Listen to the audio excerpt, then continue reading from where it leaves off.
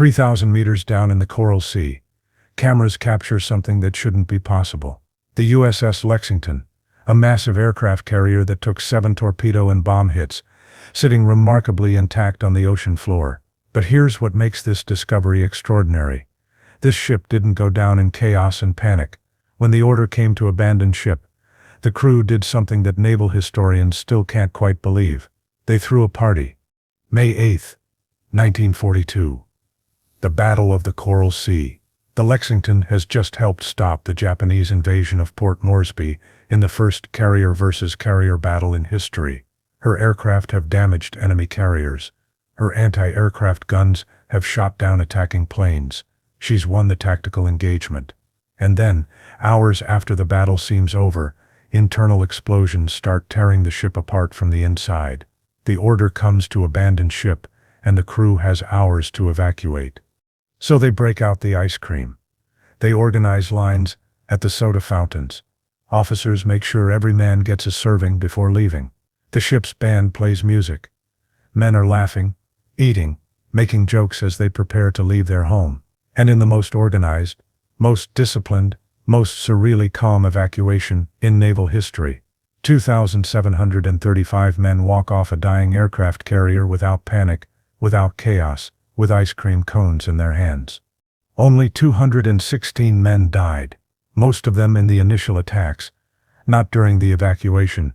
It's the lowest casualty rate for any carrier sunk in World War II, and it happened because the crew of the Lexington, the Lady Lex as they called her, loved their ship enough to give her a proper goodbye. They treated the evacuation like a ceremony, not a disaster. They left with dignity, with order, and with full stomachs. 76 years later, in March 2018, Paul Allen's expedition finds her, and what they discover sitting in the Coral Sea isn't just a shipwreck.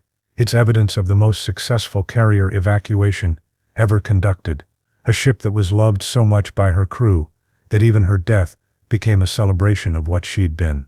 This is the story of the USS Lexington, the Lady Lex, the carrier where the ice cream never ran out, even when the ship was sinking. The USS Lexington wasn't supposed to be an aircraft carrier. She was laid down on January 8, 1921, as a battlecruiser, part of the Navy's post-World War I expansion plan. But the Washington Naval Treaty of 1922 changed everything. The treaty limited the number of capital ships each Navy could build, and suddenly the United States had partially completed battlecruiser hulls that couldn't be finished as originally designed. Someone had a brilliant idea: convert them to aircraft carriers. The technology was new. Nobody really knew what an aircraft carrier should look like or how it should operate. But the Navy took the Lexington's hull, added a massive flight deck, installed elevators to move aircraft between the hangar deck and flight deck, and created something unprecedented.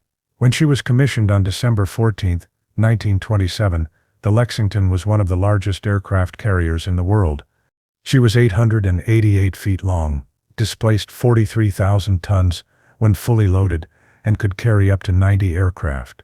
But what made her truly special was her engineering. The Lexington was powered by turbo-electric drive, the same propulsion system used by ocean liners.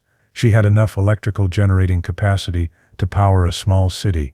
In fact, during the 1930s, the Lexington actually did power the city of Tacoma, Washington, for a month when the city's electrical system failed. A warship serving as a power plant. It was the kind of thing that made the Lexington legendary even before the war started. Her crew loved her. They called her Lady Lex with genuine affection. She wasn't just a ship, she was home. The Lexington had better living conditions than most carriers. Her size meant more space for crew quarters. Her electrical capacity meant amenities that other ships couldn't provide. Ice cream machines, soda fountains, a well-stocked ship's store, movie theaters. For sailors who might spend months at sea, these weren't luxuries, they were what made life bearable. By 1941, the Lexington had been in service for 14 years. She'd participated in countless exercises, tested new aircraft and tactics, and trained the generation of naval aviators who would fight World War II. When Pearl Harbor was attacked on December 7, 1941, the Lexington was at sea, having just delivered aircraft to Midway Island. She was supposed to return to Pearl Harbor that morning, If she'd been on schedule, she would have been in the harbor when the Japanese attacked. Luck, or logistics, saved her. The early months of 1942 were desperate for the United States Navy. The battleship fleet was crippled at Pearl Harbor. The Philippines were falling. The Japanese were advancing across the Pacific with seemingly unstoppable momentum. The carriers were all that stood between Japanese naval supremacy and American collapse. And the Lexington, despite her age and her origins as a converted battlecruiser, became one of the most important ships in the fleet.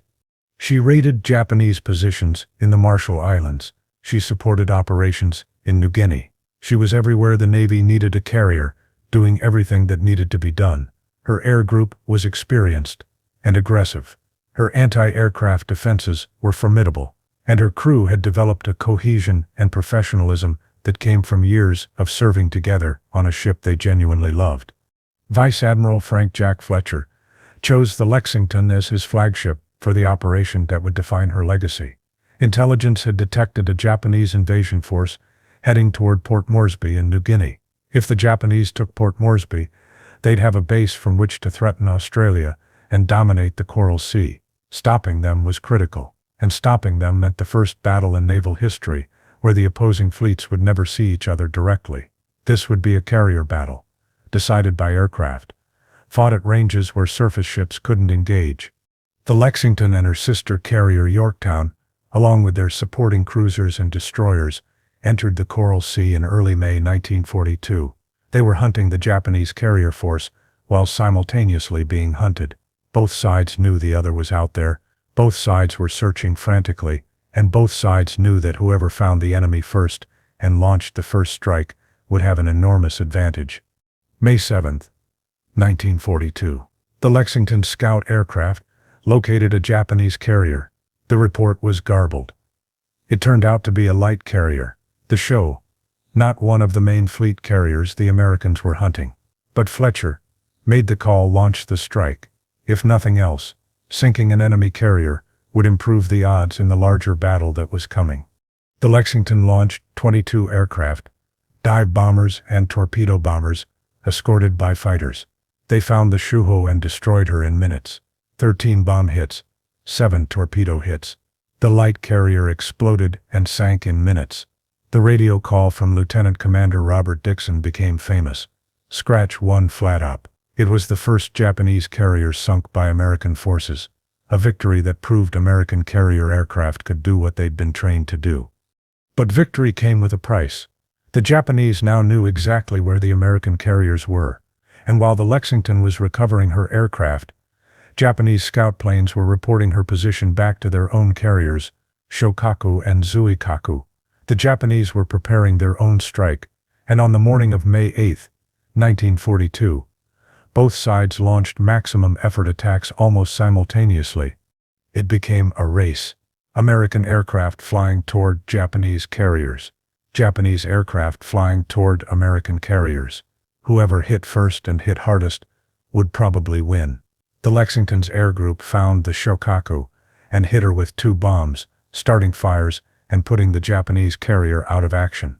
But while the American aircraft were attacking, Japanese aircraft were approaching the Lexington and Yorktown. At 11 a.m. on May 8, radar picked up the incoming Japanese strike.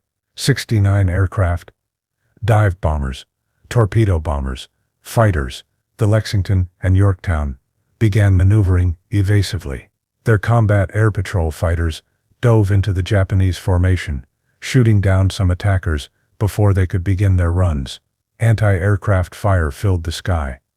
It was chaos, controlled chaos, but chaos nonetheless. The Lexington's captain, Frederick Sherman, was one of the best ship handlers in the Navy. He threw the massive carrier into turns that shouldn't have been possible for a ship her size. Dive bombers were screaming down from above. Torpedo bombers were skimming the waves, releasing their weapons at the last possible moment. Sherman was dodging by instinct and mathematics, trying to avoid torpedoes while simultaneously keeping the ship positioned so the anti-aircraft guns had clear fields of fire. But you can't dodge everything. At 11:20 a.m., a 250-kilogram bomb struck the Lexington on the port side, penetrating the flight deck and exploding on the hangar deck below. Fire and fragmentation killed dozens of men instantly. Fuel lines ruptured. Aircraft on the hangar deck caught fire. Damage control teams rushed to contain the blaze, bringing hoses to bear, establishing boundaries to prevent the fire from spreading. Minutes later, two Type 91 torpedoes, the same weapons that had devastated Pearl Harbor, slammed into the Lexington's port side. The explosions were catastrophic. Massive holes opened in the hull below the waterline. The port boiler room flooded immediately, killing everyone inside. The ship listed 7 degrees to port. Power flickered. For a moment it seemed like the Lexington might capsize immediately. But the ship's engineering was as tough as her crew. Counter-flooding began immediately, deliberately flooding compartments on the starboard side to correct the list. It worked. Within minutes the Lexington was back on an even keel. The damage control teams were containing the fires on the hangar deck. The ship was still making 25 knots. She'd taken heavy damage, but she was fighting back. The attack ended at 11:40 a.m. The Japanese aircraft that hadn't been shot down were heading back to their carriers. The Lexington was wounded but operational. Her crew had performed magnificently. The fires were being controlled. The flooding was managed. Sherman was already planning to recover the Lexington's aircraft that were still in the air from the morning strike. For about an hour, it looked like the Lady Lex had survived the first carrier versus carrier battle in history. Then, at 12:47 p.m., an explosion deep inside the ship shook the Lexington from stem to stern. It came from nowhere. There'd been no aircraft attack, no torpedo. Just a massive internal explosion that seemed to come from the ship's guts. Then another explosion. And another. The carefully contained fires on the hangar deck suddenly spread. Smoke poured from elevator shafts, and the crew realized that something was terribly wrong. The torpedo hits had ruptured aviation gasoline tanks. For over an hour, gasoline vapors had been accumulating in sealed compartments, spaces where the ventilation had been disrupted by battle damage. And something, a spark from electrical equipment, a hot fragment from the earlier fire, something had ignited those vapors. The explosions weren't from enemy action. They were from the Lexington's own fuel system turning against her. More explosions followed, each one more violent than the last, as more vapor pockets ignited. The fire suppression systems that had been working so well against the battle damage couldn't handle explosions that were coming from inside sealed compartments. Bulkheads that had contained the hangar deck fires were breached. The fire began spreading beyond the damage control team's ability to contain it. By 2 p.m., the situation was desperate. The fires were out of control. The explosions were increasing in frequency and violence.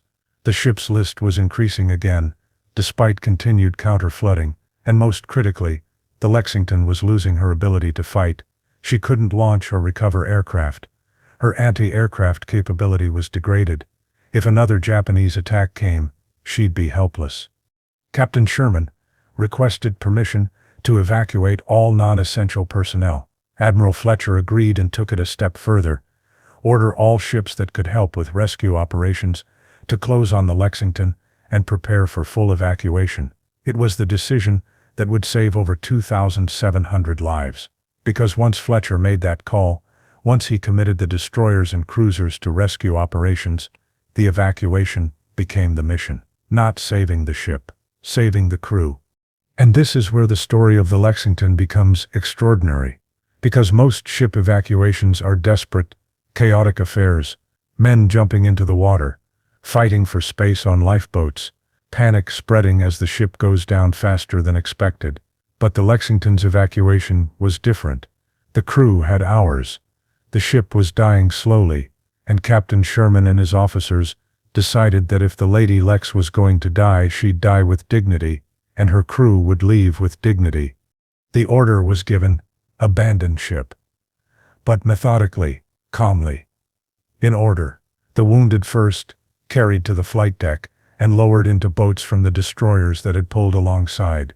Then the crew, section by section, waiting their turn, no rushing, no shoving. And while they waited, someone made a decision that defined the Lexington's legacy. The ice cream machines were still working. The soda fountains were still operational. The ship's stores were fully stocked, and the crew was ordered to help themselves. Not to hurry, not to panic. To take their time, get some ice cream, have a Coke, and wait for their turn to evacuate.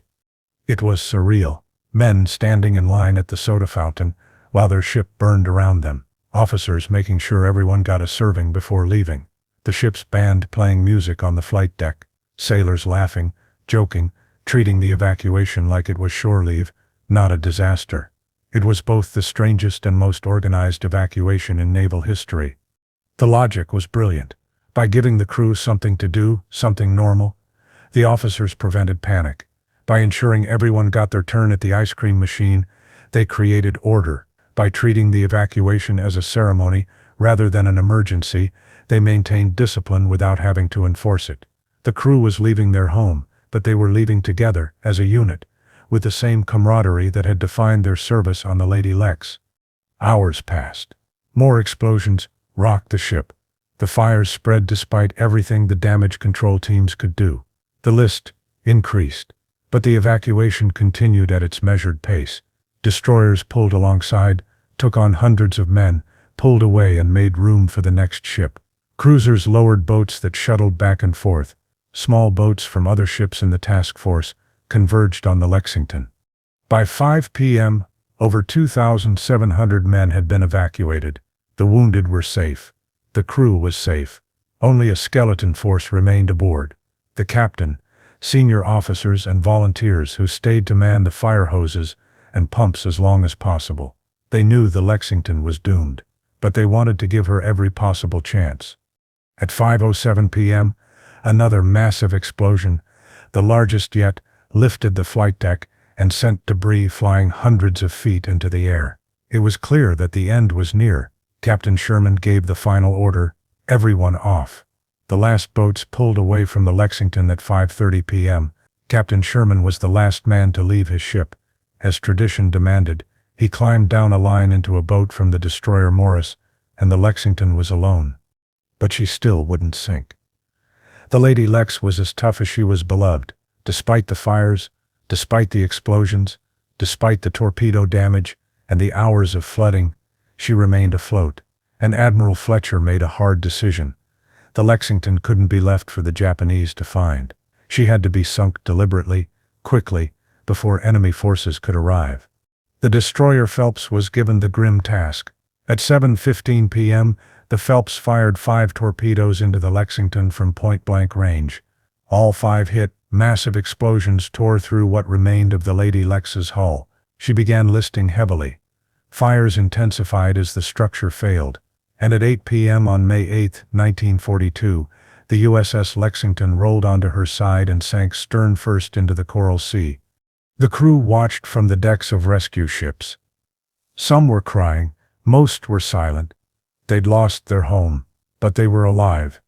2,735 men evacuated, 216 killed, most in the initial attacks, not during the evacuation. It was the most successful carrier evacuation in naval history, and it happened because the crew loved their ship enough to treat her death as a ceremony, not a catastrophe. The Battle of the Coral Sea was a tactical draw but a strategic victory. The Japanese invasion of Port Moresby was stopped. For the first time, Japanese expansion had been halted. The cost was high. The Lexington was gone, but the victory was real, and the lessons learned at Coral Sea would help the Americans win at Midway 1 month later.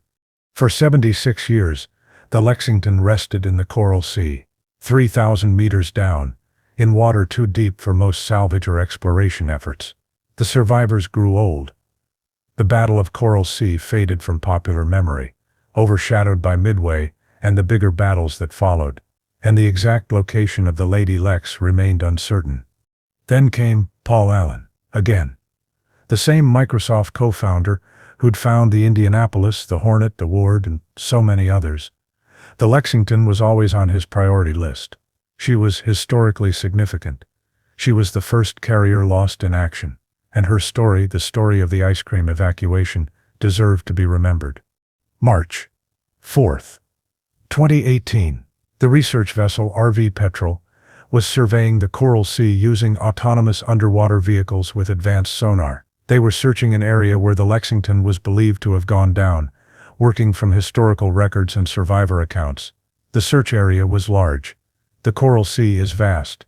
But Allen's team was methodical and patient. The sonar detected something massive on the seafloor at approximately 3,000 meters depth. The profile matched a large carrier. The size was right.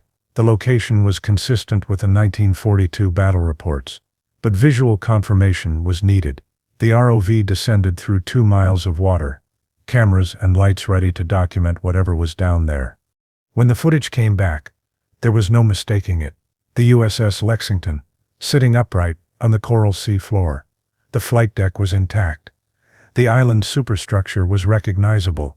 The massive hull, 888 feet long, was preserved in remarkable condition, 76 years underwater, and the Lady Lex looked like she'd been waiting patiently to be found. The wreck showed the battle damage and the internal explosions that had killed her. Torpedo damage on the port side was visible. Sections of the flight deck showed bomb damage. But what struck researchers was how intact the ship remained. Unlike some wrecks that shatter or collapse, the Lexington went down in one piece and stayed that way. Her engineering, the robust construction that had let her double as a power plant, had preserved her even in death. The discovery made international headlines. The few surviving crew members, now in their 90s, finally had a location for the ship they'd loved. Naval historians had new evidence about the Battle of Coral Sea, and the underwater footage showed details that hadn't been visible in 1942 photographs. Specific features visible in the ROV footage told stories. Aircraft elevators were still visible, frozen in various positions. The massive smokestacks, distinctive features of the Lexington-class carriers, were still standing. Gun positions showed where anti-aircraft crews had fought, and the flight deck, where men had eaten ice cream while waiting to evacuate, stretched out across the seafloor like a monument. The wreck is now designated as a war grave under international maritime law. The 216 men who died with the Lexington remain at their posts. No artifacts can be removed. No unauthorized exploration is permitted. The Lady Lex has become a permanent memorial at 3,000 meters depth in the Coral Sea. But the discovery did more than just locate a shipwreck. It validated the stories that survivors had been telling for decades. The organized evacuation, the ice cream, the dignity and discipline. Some historians had been skeptical. It seemed too good to be true, too perfectly heroic. But the wreck's condition proved that the Lexington had indeed stayed afloat for hours. After the order to abandon ship, the survivors' accounts were accurate. The ice cream party really happened. The discovery also highlighted something important about naval leadership and crew morale. The Lexington's successful evacuation wasn't luck. It was the result of years of training, of officers who knew their crew, and of a ship's culture that valued every sailor. Captain Sherman and his officers could have ordered a standard evacuation. Instead, they created a situation where leaving the ship became an expression of the crew's unity, rather than a collapse of discipline. 3,000 meters down in the Coral Sea, the USS Lexington continues her eternal patrol. The carrier that served as a power plant for an American city. The carrier that sank the first Japanese flat-op. The carrier where the crew threw a party while abandoning ship. She earned her place in history not by being the biggest or the newest or the most powerful, but by being loved. By her crew, who called her Lady Lex with genuine affection. By the Navy, which relied on her when newer carriers weren't ready. And by history, which remembers her as the carrier where discipline and morale turned a disaster into the most successful evacuation ever conducted. The last survivor of the Lexington's crew died in 2021 at age 100. He was a teenager in 1942, serving his first deployment on the Lady Lex. In his final interview, he remembered standing in line for ice cream while the ship burned, and thinking how strange it was to be eating ice cream during what should have been a panic. But he also remembered feeling safe, feeling confident that the officers knew what they were doing, feeling like even though the ship was dying, the crew was going to be okay. That confidence was earned over years of service on a ship that treated her crew well. That confidence was rewarded with one of the lowest casualty rates in carrier warfare. And that confidence is preserved now in the wreck, sitting in the Coral Sea, evidence that ships are more than steel and machinery. They're communities. And when a community is strong enough, even death becomes something that can be faced with dignity, with order, and with ice cream.